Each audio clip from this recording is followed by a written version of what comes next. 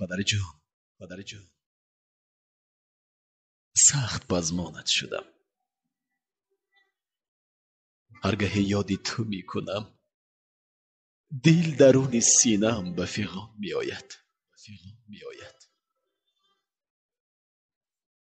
و عالمی روشن پیش چشمم تار گردیده از یتیم و بیپناه بودنم درک می دهد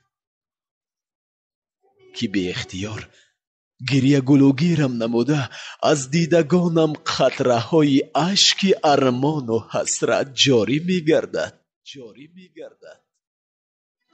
نمیدانم از چی باشد که امروز تو را از هر روزه دیده بیشتر دیدن و شنیدن می خواهم. دلم به نوازش و سخنهای پرمهرت زیاد نیاز دارد.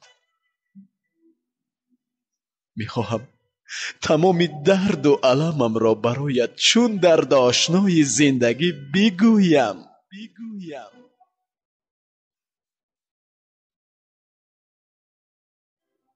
دریغا کجای پدری نصیحتگو و مهربان؟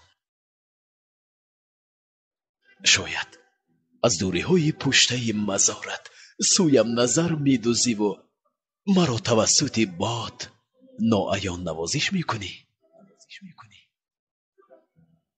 در این دنیای فانی تمام جستم را دریافتم، ولی هیهات تو را پیدا کردن نمی توانم.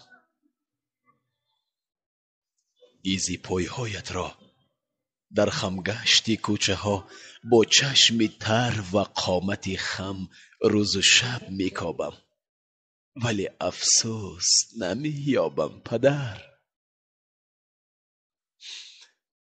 آه پدر جان،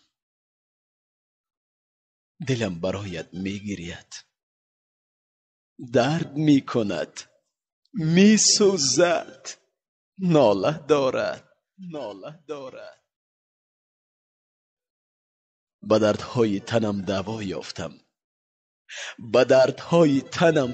یافتم، ولی به درد جانکاه بی پدری هیچ طبیب درمان نمی بخشید.